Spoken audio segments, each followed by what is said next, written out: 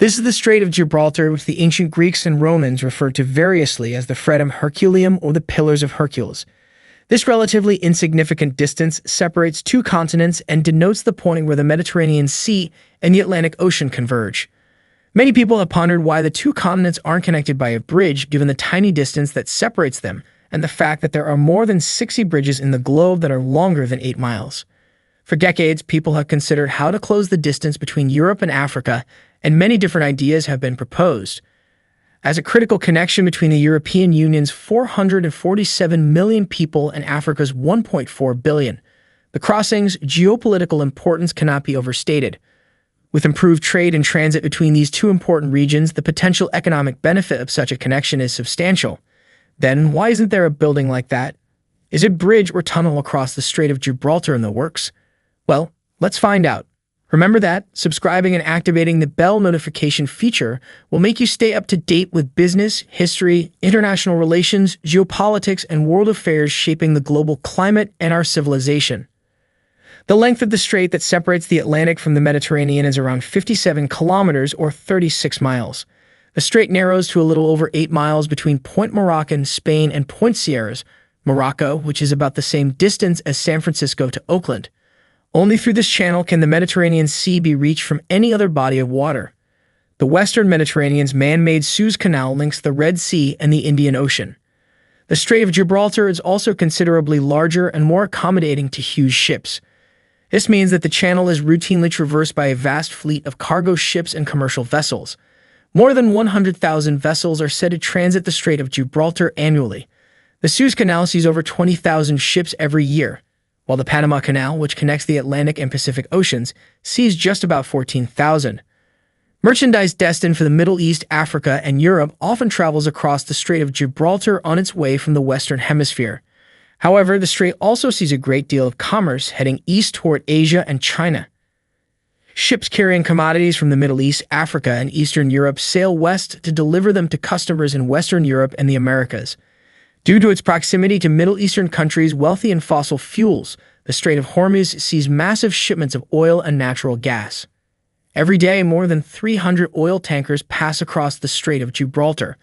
A smaller ship can transport between 3.2 and 8 million gallons of oil, which gives you a sense of how insane this is. To what end, then, has a bridge not been constructed? Just what is preventing this from happening?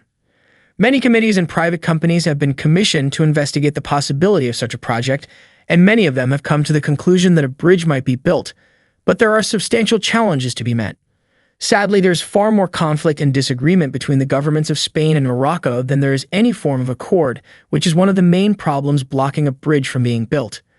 However, many questions remain about the bridge's construction, including who will pay for it and how each country will profit.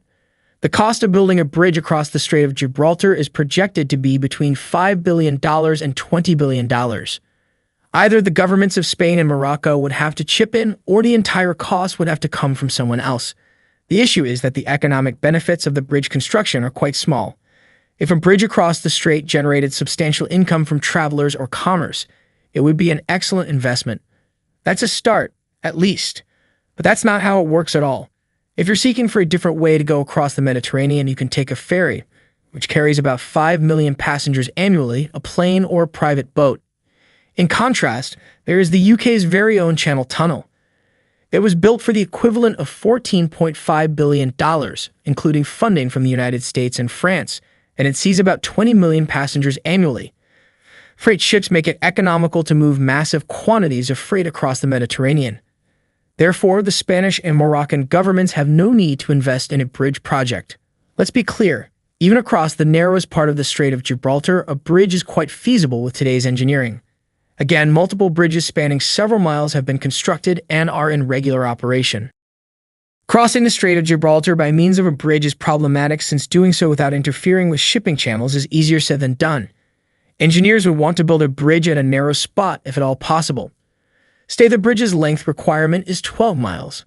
The bridge's length will be 10 miles with 1 mile on either side to prevent the approach from becoming excessively steep.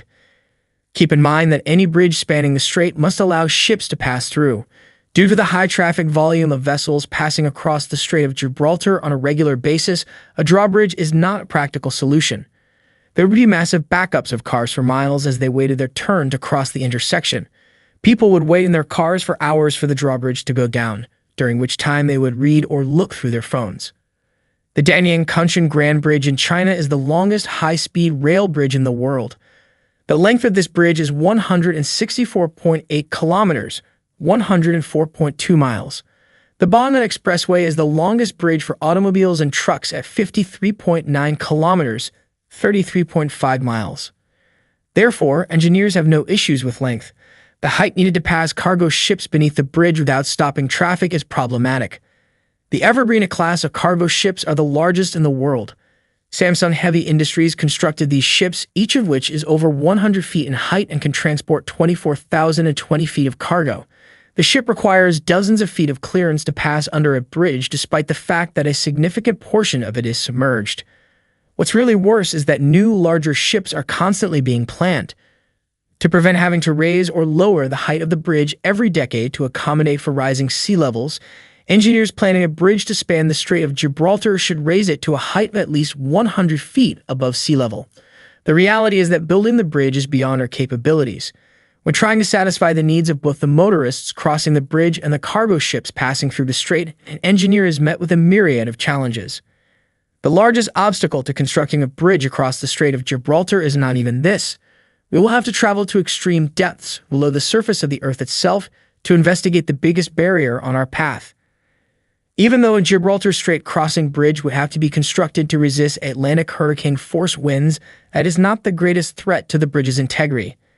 You may recall from your high school or college Earth science course that the Earth's crust consists of moving parts called tectonic plates.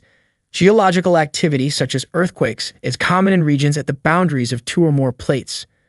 The Boulevard of Gibraltar is located where the African plate and the Eurasian plate meet, making it dangerous for any large-scale construction projects to be undertaken in the area. The strait is divided here by the Azores-Gibraltar Transform Fault. More earthquakes occur in transformed faults, which are places where two plates are moving in parallel to one another. The area where a bridge between Africa and Europe could be constructed is so vulnerable to catastrophic earthquakes. It's not a matter of whether an earthquake will happen across the strait, but when. Thus, any bridge built there must be able to endure tremors of great force. Earthquakes are inevitable due to the constant movement of the Earth's tectonic plates. Most other bridges, tunnels, and links that go over or under water don't have this issue. The Strait of Gibraltar is situated in an extremely seismically active region. In addition, surveys have shown that the seafloor there is more prone to shifting than it is elsewhere, including the area where the Channel Tunnel between France and Britain was constructed. The strait's floor is characterized by at least two deep quaternary clay channels, which were discovered by researchers. These channels are extremely unstable, making it extremely challenging to attach pylons or other structures necessary to support a bridge. Layers of clay deposits that formed during the most recent period of Earth's history are known as quaternary clay channels.